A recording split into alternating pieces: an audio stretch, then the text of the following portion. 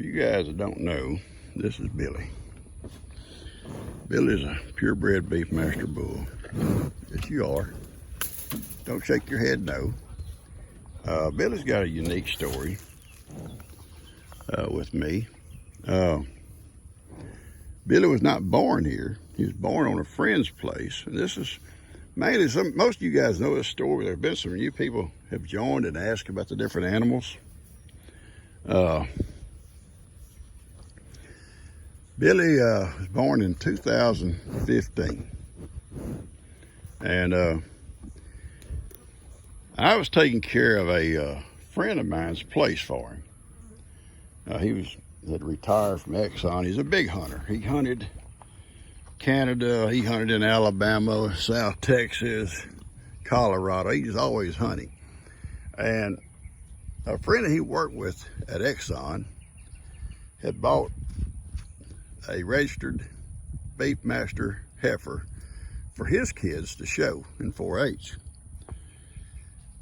Well, a couple of years later, they've had the cow bred to a registered bull, and all of a sudden he gets transferred or whatever. Anyway, they're moving, and couldn't take the cow with them. So my friend who worked with him, or had worked with him, purchased the cow, and he brought her to his place that I took care of. And I was probably taking care of his place probably about 6 months out of the year. I was there, seriously. I took care of everything, the cows, the dogs, the mail, you name it, I took care of it.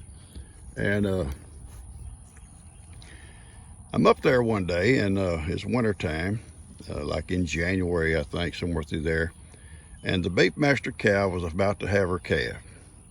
And before I got through feeding up, she actually had the calf. So I brought her and the calf into the corral.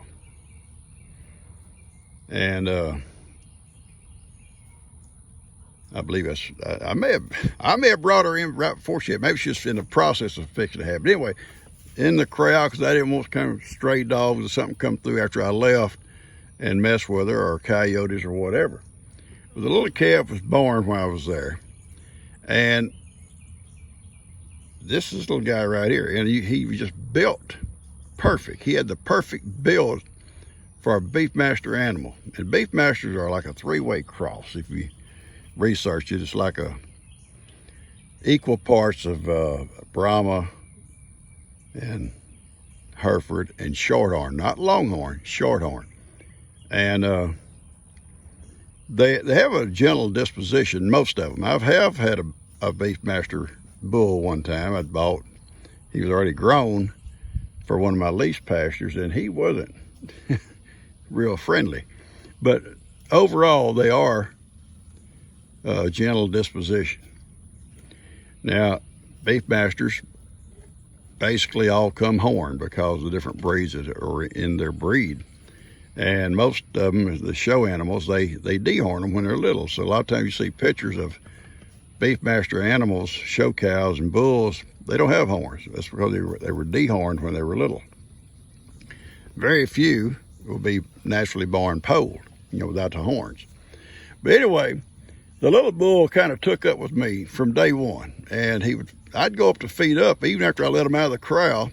He'd come over to wherever I was at and just kind of hang out with me.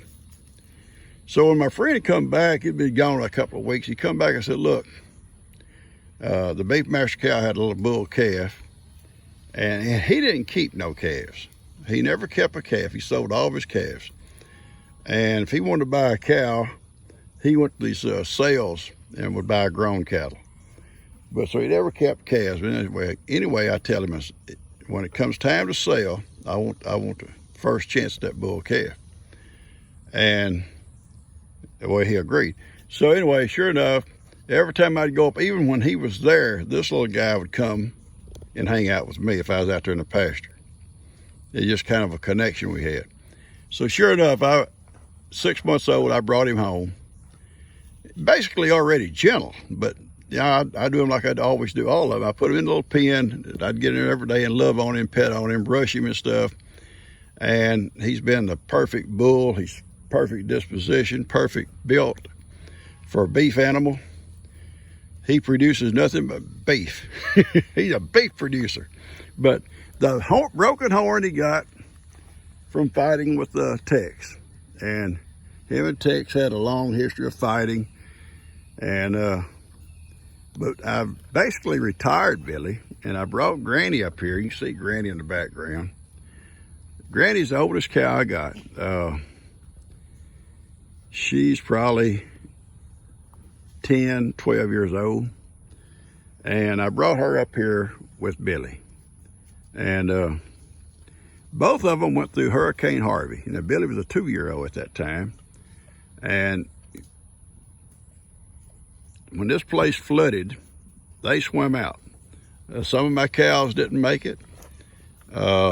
Billy was found about 2 miles downriver with some other cattle belonging to my neighbor that had swum out.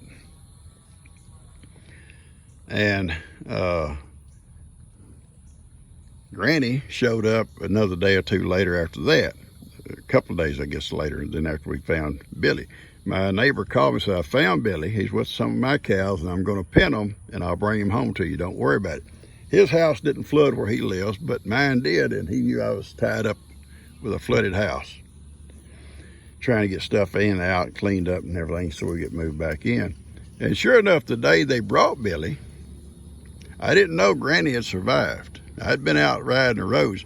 They had pinned a bunch of cattle, and a gentleman, and I say that loosely, had come around looking at cattle, and nobody knew who he was, with a truck and trailer, and he was claiming a lot of the unbranded cattle. That's the problem if you don't brand. You really can't ever trace them. Whether he kept them or took them to a sale barn, you'd never be able to trace them. But anyway, he had claimed several cows and already had loaded them up. But Billy was in the, they was trying to load Billy to bring him to me. And she run up in the front of the trailer ahead of Billy, along with Billie Jean's mom, who was at that time a calf, had survived it. And I'll show her to you when we go into the back pasture. And they were in the front, and the guy wanted to unload them so he could load them up. And they said, my neighbor said, I'll bring them back in just a few minutes. We're going to take Billy up. It was too hard to load. I'll come back, we'll jump her back out for you. Well, when they come up here to unload Billy, they started to drive off. I said, whoa, that's my cow. He said, are you sure? I said, yeah. And I always keep pictures of my cows in my phone, and they're dated. And I opened my phone up and said, look at here. He said, oh, yeah, I believe you. Ain't no problem there. And he told me about the guy trying to claim cattle. I said, if he's still there, let me know, whatever, or if he's got a problem, tell him to come see me. But in the meantime, I went down there, and sure enough, the guy had done gone. Once they got back, he was gone. And I guess he didn't want to take too many chances. And I reported it to the sheriff's office, and they'd heard reports like that around. You know, there's tragedies. There's always someone coming out of the woodwork to try to take advantage of it. Nobody knew this guy. The strange thing was, none of these guys ever got a license number off his truck, trailer, or asked for an ID. They just would help him load cows up. He'd drive off. So he found an easy market here in Plum Grove. But anyway, that's the story on Billy, and he's been my herd bull until I retired him. I kept all the daughters out of Billy, and all those girls in the back pasture are his daughters, and he can't breed his daughters. So I brought him to the front pasture with Granny, who was not related to him. And a little bit about her. Her dad was an old Angus bull I had years ago, and she was one of the last calves I kept out of him. And that's about 10 or 12 years old. I couldn't tell you exact. And her mom was a beef master cow. And that's all we used to run is beef master cattle. But she got the pole from her dad, who was an Angus, who don't have horns, like Moses back there. So, but she's been a good cow. And she's Fern's mom that I give to Bree. Anyway, that's the story on these guys. So I'm gonna get this out to you. Billy, you gonna say anything? You gonna say goodbye? He's such a good bull. Gentle bull. You can rub Billy all over. You can walk behind him. You crawl under him if you want to. Just don't let him, excuse me. Don't let him step on you with them feet. Because you got about 2,000 pounds bearing down on you. I hope you enjoyed this video here, guys. I didn't go actually in there because there's 7 goats here. The minute I open that gate, they're gonna try to run out on me. So the next time I video down here that the goats are not at the gate, I'll come in here and show you. You can just love on this guy all over. Hope you guys enjoy this. Hope you guys have been with me for a while. Enjoy it. Anything else you need to know about Billy or Granny, just let me know. Don't be sore, Billy. Don't be upset. But as you can see, he's quite a bull. Yeah, he's a bull. I love you, dude.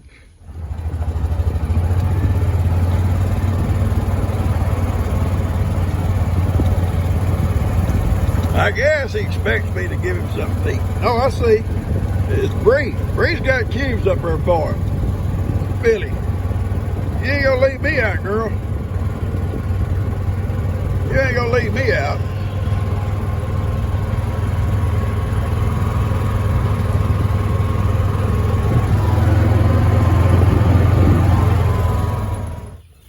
Yeah, I don't know how much video we can get done with all these goats here. Kim's goats.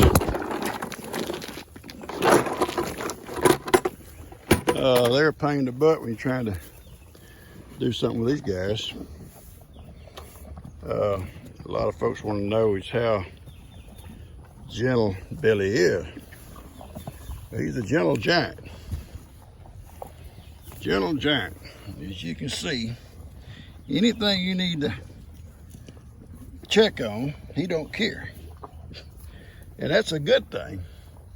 No, I don't come out normally do that. I'm just showing you, if he had a problem, an injury or something, and a vet needed to come out and check on him, he could without any kind of problems.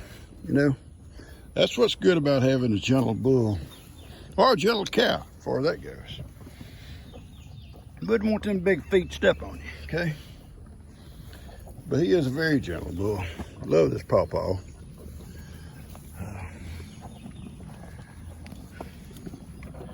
I don't know about them goats.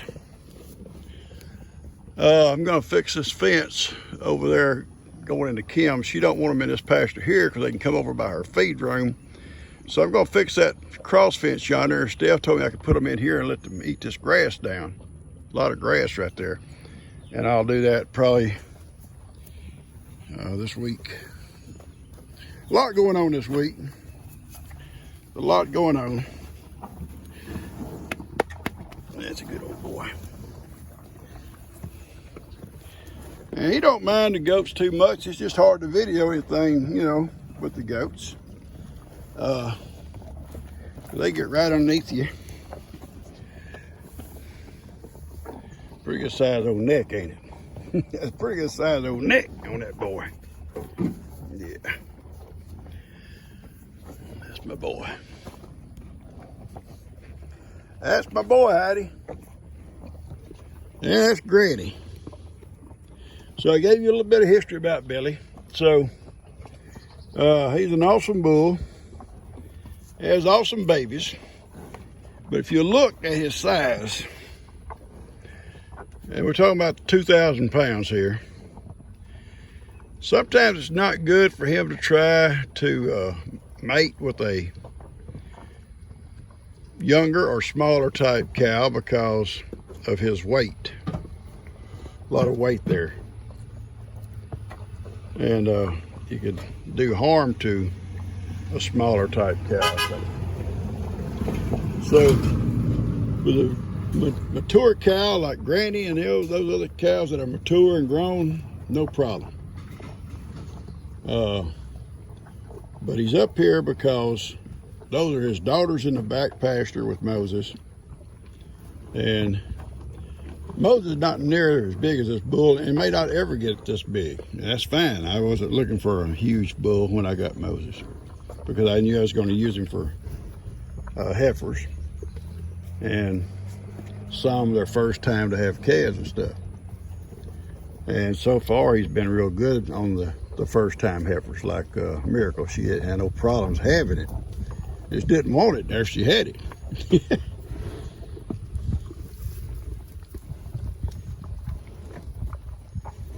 Him and Granny get along good. They're both survivors of Hurricane Harvey. They both swim out. It's a lot of meat to swim, ain't it? A lot of weight to carry swimming in that water. What do you think, Art? I just Papa just not sure about these goats. They kind of like nuisances, like this goat. All right, we're gonna go. I'm out here, Bill. I'm out here, big boy.